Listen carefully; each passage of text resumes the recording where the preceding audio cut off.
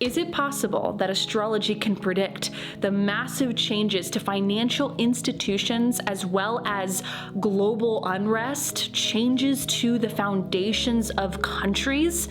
We're going to be talking about that in today's video. And if you don't know me, hi, I'm Helena. I'm a locational astrologer, specifically helping people connect with their best places in the world using a combination of relocation astrology and astro mapping, astrocartography. And in today's video, we're going to be talking more about global events, world astrology, mundane astrology. Bill Meridian is a world-renowned astrologer known for making financial predictions as well as geopolitical predictions. We are in for a wild ride over these next coming years. And 2025 is the beginning of this next 7 to 8 year cycle as Uranus enters Gemini. Now, coming up very soon, we have Saturn entering Aries conjunct Neptune. This is the transit that a lot of astrologers have been waiting for. And as you'll see in these upcoming videos on predictions using geodetic astrology, astrocartography, and mapping, you'll see that there's specific places in the world that will be most affected. While I personally love learning about global mundane astrology, it is very difficult, especially when it comes to finding the accurate birth chart for a given country. Whether it's a town, city, or country in the world, there's so many different charts you can use. And the only real accurate birth charts that I found for countries specifically is Israel and the United States. And that's because these are fairly new countries in the world. Countries don't have a single horoscope. They have usually a range of what he called base horoscopes. The United States, the Articles of Confederation, the Declaration of Independence, and the victory of the Americans over Cornwallis at Yorktown. Because as Charles said, you can declare a country tomorrow, it doesn't mean you have a country. But when they decisively defeated the British in the Revolutionary War, that's when the country was established. And some people will take that a step further and say, well, the United States wasn't free until it defeated England in the War of 1812. But you wind up with a group of base horoscopes that have shared degree areas. Well, the first thing I did was I got Nick Campion's book and read it from cover to cover. Then I entered all the charts into the computer. Then I did the same thing with Mark Penfield's books. Once you've done that, and then you begin to realize, well, I have whole separate files for the USA, USSR, Japan, England, China. You then go and just read their histories. Astrology stands the test of time, because it's all about cycles. It's all about understanding what was happening the last time that this certain transit happened. And coming up, we've got a lot of major transits that are very similar to other times in the world, specifically World War II, the American Revolution, and the US Civil War. These times that we're entering are major foundational changes for the United States. And when it comes to life cycles, we always need to start with the most important transit, which is eclipses. Eclipses are points of fate. They are like doors opening, accelerations of fate is what I've once heard from a fellow astrologer. They accelerate timelines. Eclipses open doors and close doors, and in the traditional Hellenistic tradition, eclipses are not always that great. They often were used to predict famine, droughts. Specifically, they were always used to predict the downfalls of kings and also ancient civilizations. We used astrology for farming techniques, and when it comes to eclipses, we always have to pay attention to when those dates are and give it a few days before and a few days after. If you go back in time and note when things happen, it's always around eclipse season. So when eclipses get activated, everything that was born in and around that eclipse within 3 to 6 months gets activated or comes alive. Horoscope of Robert E. Lee, the great Confederate Civil War general, and his eclipse path cut the United States right in half from east to west. Well, so did the lady who wrote Uncle Tom's Cabin. When Abraham Lincoln met her, he said, so this is the little lady that started the big war. If you take that eclipse, it also crosses the United States, and the degree of longitude at which they intersect is Gettysburg, which was the biggest battle of the war. There's a lot of talk now about the Canadian and Mexican borders. Well, go check it out. When they set the Mexican-U.S. border, there was an eclipse right across that region. And when they set the Canadian border, the same thing. And then you hit ACG, you get the ACG map, and then you put on the eclipse path for that. In other words, it is the ACG map of the eclipse plus its path. So where, for example, if the Jupiter midheaven line intersected the eclipse path, that would be a very fortunate spot, or a spot where Jupiter energy would manifest. Lunar eclipses have an effect for 6 weeks on either side of their dates. Solar eclipses, it's 3 months before and 9 to 12 months later. When Germany was founded, there were a lot of people trying to pull Prussia and Brandenburg and all these individual states together, but there was a meeting held on the day of an eclipse. Now, anything happening on the day of an eclipse is more important than matters that don't happen on the days of eclipses. That eclipse was at 10 Libra. That was just eclipsed in the autumn.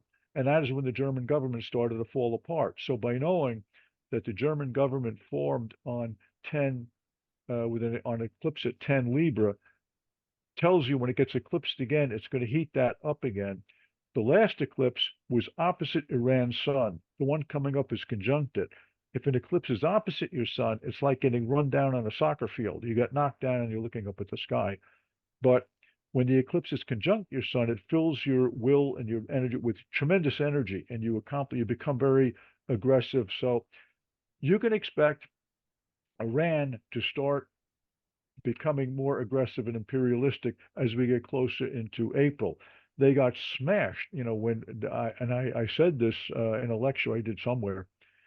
They got smashed by their surrogates by Israel because the eclipse was opposite their sun. You don't want to be fighting a war if the eclipse is opposite your sun. Now, the points you've got to pay attention to when it comes to the map is those power points that Bill Meridian talks about in his book, Mastering Geopolitical Prediction, which I have and I highly recommend getting. When it comes to understanding world events and when specifically huge times are happening in the world, we have to look at the power points that Bill Meridian talks about in his book. And this is the 0-degree mark of cardinal signs. And what do we have coming up very soon? Saturn about to enter 0 degrees of Aries and meet up with Neptune, as well as Jupiter about to enter Cancer at 0 degrees. This is all happening in just a few short days, starting on May 24th, Jupiter entering Cancer in early June, and Saturn entering Aries at that 0-degree cardinal mark coming up. The importance of 0 degrees of the cardinal signs, which is Aries, Cancer, Libra, and Capricorn, or 15 fixed, because 15 fixed is 45 or 135 to those points, is from the Hamburg School of Astrology, also known as the Uranian system of astrology. And if you have a planet there, like if you have Mercury there, you're very fortunate if you're a writer. It means your writing comes right out into the world with no obstruction.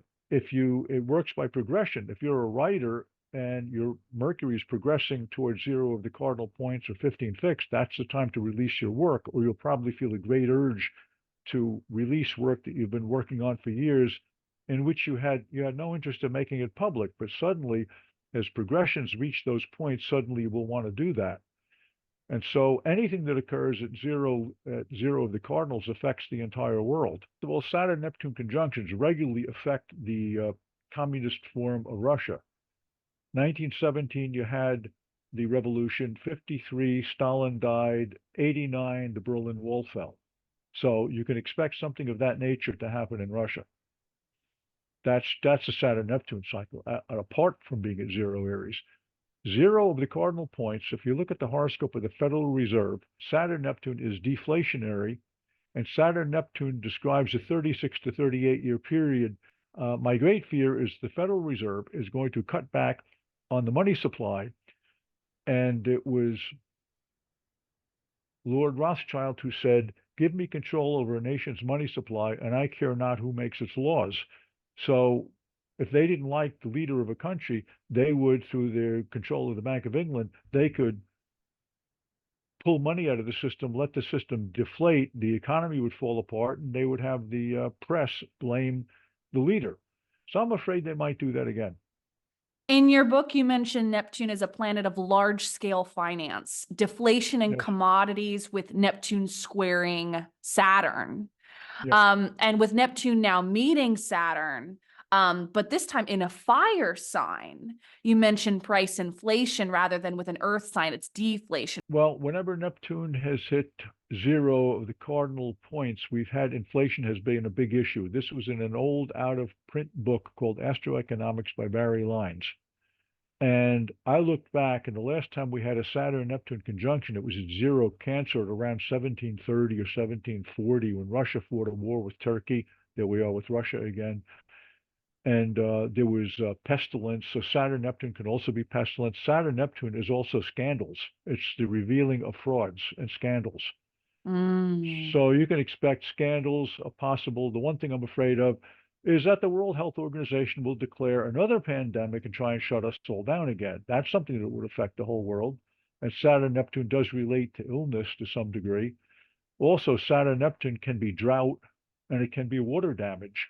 I did a study, Sergei Tarasov and I, of the Saturn Neptune cycle and where droughts occurred in that cycle. Now, the biggest prediction that I have for these changing times is the growth of AI, of robots, of these systems, these new technological advances completely changing everything that we once knew. Big tech companies are either setting up these mini nuclear reactors or they're revitalizing old reactors. So Pluto went to a rebirth of nuclear energy.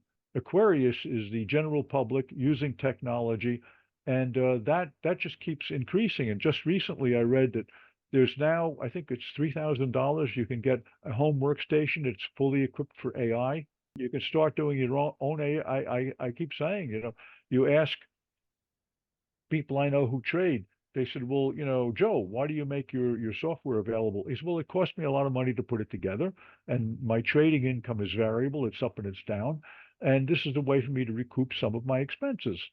And so that what is being developed up at a very high level filters down. I think I'm very excited about it. I like Pluto going to Aquarius. Speaking of technology, Uranus and Gemini happens every 84 years. Every time the US has its Uranus return, we go through war, whether it's the Civil War, American Revolution, World War II. That's right. Well, it's going to be some sort of conflict. I'm thinking we're in 2024 now. We got 2 years to go. So there's not a presidential shift, but I think there'll still be a tremendous amount of opposition to us going back to a real traditional America, which is happening right now. And civil war could break out, but I think it is also highly likely that one of look what Reagan did when they found that there were Cubans in Grenada.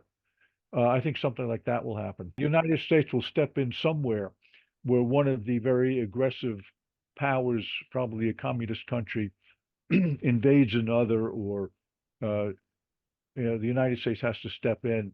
For anyone who's new and just getting started with this work, some new astrologers that are fascinated by mundane astrology, what advice would you give to them to get started learning this? Well, you could buy Nick Campion's book, World Horoscopes. That gives you lots of information, and you just pick, some cultures that you like, and you can even just go to the internet and start tracing their history and seeing how the planets matched changes in their history. But you have to know what's going on in that country.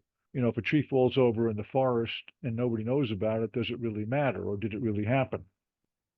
China, whenever there has been a Jupiter-Saturn conjunction in Scorpio, there's been a major change in China. So the Jupiter-Saturn conjunction chart in Scorpio, is related to changes in Chinese history. In other words, the fall of entire empires. Anytime there's a Uranus-Neptune connection, the country changes its leadership. Then you know that country is related to Uranus and Neptune. And also during World War II, the leaders of Japan and China their sun signs were all Taurus and Scorpio. So that's how you start building up a case. So you start from, Israel is easy. Israel was born, earlier, not too long ago. That's probably the easiest one. Taught that. And Jim Lewis, if you paid him $100 in the early days in the 70s, he would draw your map and put all the lines in. And then, of course, he started the astrocartography service. And so I do it the way, you know, I went from Abu Dhabi to Arizona just to take his weekend workshop to get certified and see if there are any questions that could be answered. And right now, I like David Cochran's program in Sirius because you can go bananas. You can turn on all the soft aspects, like you can say Jupiter sextile and trine the midheaven, and you'll get a line showing you where if you had been born there, then you would have had Jupiter sextile or trine the midheaven. You can throw in midpoints. The chart gets so intense, it looks like an explosion in a noodle factory. So what you have to do is zoom out and just do one country or region at a time. But I've used this with clients and it does work. And it shows the planets also in different harmonics. So in other words, I throw everything in. With astrocartography lines, though, you have to have Yeah, the exact time, right? Because that's right. a 20-minute change, the That's lines right. will move because they're based on angles. So when you're looking at the map, do you look up the exact time of an event and see where are the astrocartography lines in the world for that Sure. time and day? Yeah. An example with the LA fires. On the exact day and the time that it was first reported that the fires broke out, Mars went back into Cancer and was right over LA on the ACG map. Is that kind Okay. of an example of how you would Sure. do this work? Because I'm still learning and learning how to make predictions with world events. Is that kind of an example of how you would do it? Usually go to David Cochran's program and you can print out the eclipse paths for the year on a sheet and print it out. I run down to the printer, have it blown up to 11 by 17, and then I proceed to put in just about everything where Mars is on the midheaven, let's say during eclipses or during ingresses, and I put it all on one world sheet. So by the time I'm done, you've got a tremendous number of vertical lines, all color coded. And then you've got the eclipse paths, which of course remain in their original black color. And Mhm. then I even put in where the planets are in latitude. And then I just zoom in on the area that is the most heavily traversed by all these different phenomena. We've talked about Russia with the Saturn Neptune Yes. in Aries. Are there any hot spots in the world that you are expecting to get news from based on the astrology? Any places that have stuck out to you that you've looked at in 2025 and 26? Yeah. Well, Iran and Germany. Yeah. The eclipse will be conjunct the sun of Iran, and it will be, I think, opposite the sun for the foundation of Germany. Very interesting. And then finally, what is your favorite book that you've written? Favorite book I've written was probably The Predictive Power of Eclipse Paths because I'm so fascinated by eclipses. But I have two websites now. There's the old BillMeridian.com, which is so big, it proved too hard to move. So if you go to BillMeridian.com and up in the upper left-hand corner, for the latest on Bill Meridian, click here, and that will take you to BillMeridianastrology.com, which is an extension of that website. It was easier to just set up a small GoDaddy website than it was to alter the big existing one. So BillMeridian.com publications lists all the books. Amazing. Oh, thank you so much for coming on my Sure. show today. What a great book. I'm so excited to share this with my listeners. So many of them are interested in mundane astrology and just so fascinating. Thank you so much for coming on.